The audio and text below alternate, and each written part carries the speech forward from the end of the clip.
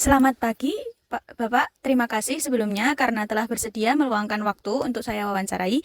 Saya Pangesti, mahasiswa dari Universitas Negeri Surabaya, Prodi Pendidikan Matematika. Saat ini, saya sedang mengerjakan tugas untuk mata kuliah konservasi sumber daya alam dan lingkungan. Boleh saya ajukan beberapa pertanyaan seputar pengelolaan pohon kopi di daerah sekitar sini, Pak? Ya, mungkin saya perkenalkan dulu, baiknya saya Sutoyo.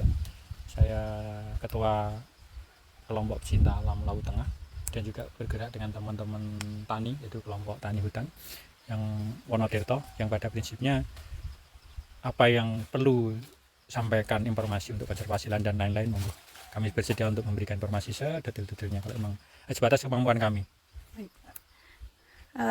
Untuk pertanyaan pertama adalah apa yang menjadikan kawasan di sini itu cocok untuk budidaya kopi Arabica dari segi alam dan lingkungannya, Pak? Ya.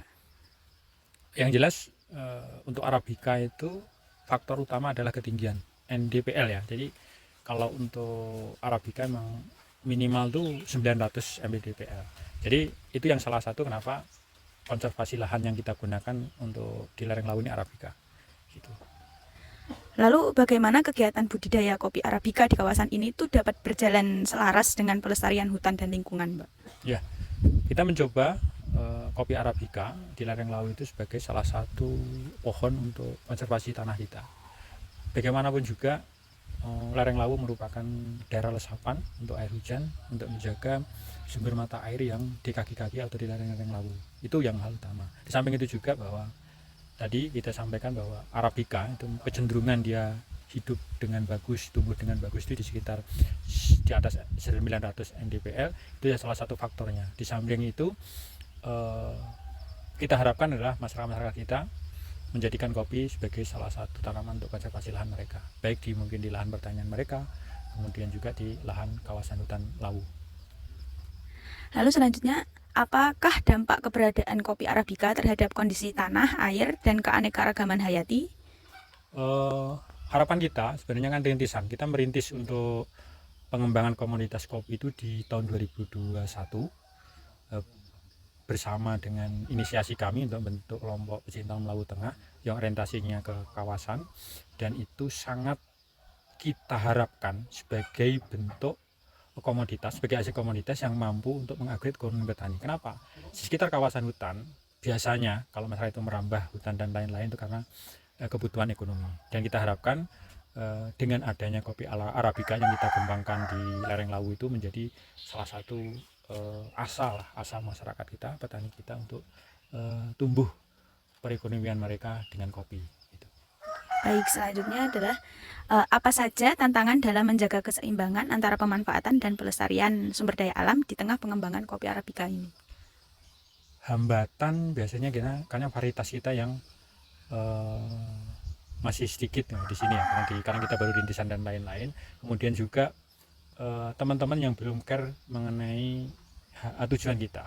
Kenapa? Di samping konservasi tadi, konservasi lahan tanah dan lain-lain, juga tadi sampaikan bahwa ada flora, ada fauna yang harapan kita tidak terganggu dengan pengembangan Arabica itu sendiri.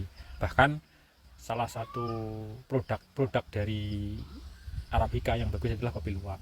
Harapan kita dengan adanya pengembangan Arabica di lereng Lawu ini, mungkin untuk fauna terutama luwak itu bisa berkembang dengan bagus dan juga bisa menghasilkan kopi luwak di lereng Lawu itu. Baik, Pak. Pertanyaan terakhir adalah, menurut Bapak, apa strategi terbaik agar kopi Arabica ini bisa dikembangkan tanpa merusak fungsi ekologis kawasan di sekitarnya? Yang jelas yang harus kita perhatikan lagi bahwa vegetasi apapun itu yang ada di lereng atau di Lawu khususnya itu kan fungsinya untuk resapan dari air hujan agar tidak terjadi banjir dan lain-lain, agar tidak terjadi masalah dan lain-lain. Nah dengan itu sumber mata air kita bisa terus langgeng, bisa terus mengalir sampai ke anak cucu kita. Emang sangat luar biasa. Intinya gini, pendampingan yang terus menerus di masyarakat kita, baik dari mungkin dari NGO masyarakat yang ada sekitar hutan, kemudian dari dinas kayak sekarang ini dengan cabang dinas kehutanan wilayah Madiun, yang tujuannya sama, dan menjaga konservasi lahan agar masyarakat sadar secara nggak langsung punya tanggung jawab moral untuk menjaga kelestarian alam itu sendiri dengan menjaga keseimbangan baik vegetasinya, kemudian flora dan faunanya. Harapan ke depan itu bisa dijaga dengan baik, kelestarian terjaga, ekonomi masyarakat terangkat, yang pada prinsipnya adalah untuk keberlangsungan lingkungan hidup untuk anak cucu kita. Oke. Baik Bapak, terima kasih sekali atas ilmu yang telah dibagikan. Kurang lebihnya mohon maaf. Assalamualaikum warahmatullahi wabarakatuh. Terima kasih sekali. Selamat pagi Pak. Terima kasih sebelumnya karena telah bersedia meluangkan saya untuk wawancara. Saya Altis Nandina Sanaya dari Universitas Negeri Surabaya, Prodi Pendidikan Matematika. Di sini saya akan mengajukan beberapa pertanyaan. Nah, di sini dengan Bapak siapa nggih? Saya Sutoyo, saya Ketua Kelompok Cintalam Laut Tengah dan juga bagian dari anggota Kelompok Tani Hutan Wonokerto. Nah, saya akan mengajukan pertanyaan. Yang pertama, apa peran ekologis pohon durian dalam ekosistem hutan di sekitar sini, di wilayah sekitar sini, terutama untuk menjaga kualitas tanah, air, dan keragaman hayati? Ya. Salah satu fungsi pokok ya, dia sebagai resapan juga. Kemudian juga dari segi buah ini juga ada yang bisa kita rasakan, beda tempat beda rasa kan gitu. Banyak kan di sini biasanya durian lokal. Ada yang mungkin durian montong dan lain hanya enggak seberapa, tapi banyak kan durian lokal. Gitu. Bagaimana karakter pohon durian? Akarnya terus batangnya tuh kayak gimana gitu Pak? Yang jelas kalau pohon durian dari segi ekologi untuk menjaga mungkin resapan tanah dan lain-lain dia sangat bagus. Kenapa? Terutama yang lokal kenapa dia akan tumbuh di daerah itu, kemudian dia punya akar tunggang dan biasanya dia kuat dan bisa besar. Dan kalau kita lihat yang ini kisaran umur sekitar 20 tahun plus ya, ini 20 tahun lebih, ini pohon durian kita, dan dia punya kemampuan yang sangat luar biasa untuk menjaga struktur tanah, mungkin tidak mudah longsor dan lain-lain. Itu dari segi ekologi dan tata lahan untuk konservasi. Apakah jenis durian yang ditanam ini merupakan varietas lokal? Ya kebanyakan di kami, terutama di lahan masyarakat, kebanyakan yang dikembangkan itu yang lokal. Bahkan dipanenkan sendiri.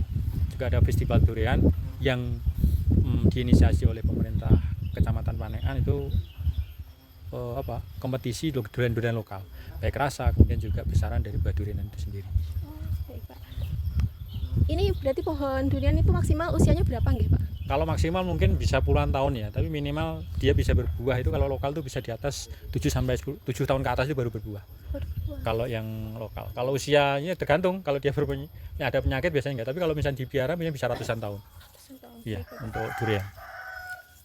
Bagaimana pengelolaan pohon durian dilakukan agar tidak mengganggu pohon tegakan utama dan keseimbangan ekosistem? Ya, yang jelas durian itu merupakan dijadikan kadang-kadang salah satu pohon utama juga kalau di lahan masyarakat, terutama yang varietas yang kayak montong dan lain-lain. Tapi kalau lokal biasanya dia tidak terkumpul di satu tempat, dia hanya kadang-kadang tumbuh kemudian dibiarkan oleh masyarakat. Seperti itu.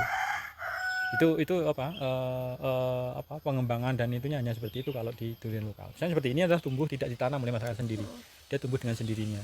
Nanti biasanya dia berasal dari durian lokal kemudian buang biji dan lain-lain. Itu sangat berpengaruh dari habit atau kebiasaan masyarakat kita, utamanya lokal.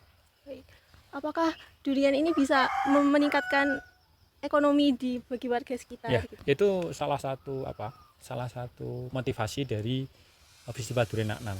Pada saat ada durian lokal yang bagus kemudian dikembangkan, harapannya apa? Buah durian yang dari panenan itu punya karakter yang berbeda, rasanya dan lain-lain bisa kalau dia karakteristik yang sendiri lah, berbeda dari yang lain. Itu tujuan dari festival durian. Yang mudah-mudahan dengan festival durian itu juga mampu mengangkat ekonomi masyarakat dengan dikembangkannya fasilitas lokal yang punya rasa dan cita rasa yang enak. Ya. Gitu. Baik, terima kasih Bapak. Semoga ini bisa menambahkan ilmu saya. Terima kasih. Wassalamualaikum warahmatullahi wabarakatuh. Berdasarkan hasil wawancara dengan Bapak Sutoyo selaku Ketua KPALT Desa Sukowidi, Kecamatan Panekan, Kabupaten Magetan, dapat disimpulkan bahwa Desa Sukowidi memiliki potensi sumber daya alam yang besar, khususnya dalam bidang pertanian dan kehutanan. Salah satu potensi sumber daya alam unggulan yang sedang dikembangkan adalah budidaya kopi Arabica yang tumbuh subur di daerah perbukitan desa ini berkat kondisi iklim dan tanah yang mendukung. Selain itu, pohon durian dengan macam variasi juga menjadi salah satu kekayaan hayati desa yang patut dilestarikan dan dikembangkan secara berlanjutan. Dalam hal konservasi, masyarakat setempat menunjukkan kepedulian tinggi terhadap kelestarian alam melalui penerapan kearifan lokal seperti pola tanaman tanam tupang sari dan sistem larangan tebang sembarangan. Kearifan lokal ini menjadi landasan penting dalam menjaga keseimbangan ekosistem sekaligus mendukung ekonomi masyarakat.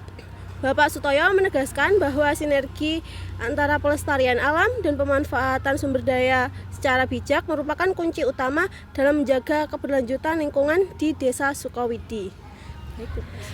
Baik, sekian kesimpulan dari kami. Kurang lebihnya mohon maaf. Wassalamualaikum warahmatullahi wabarakatuh.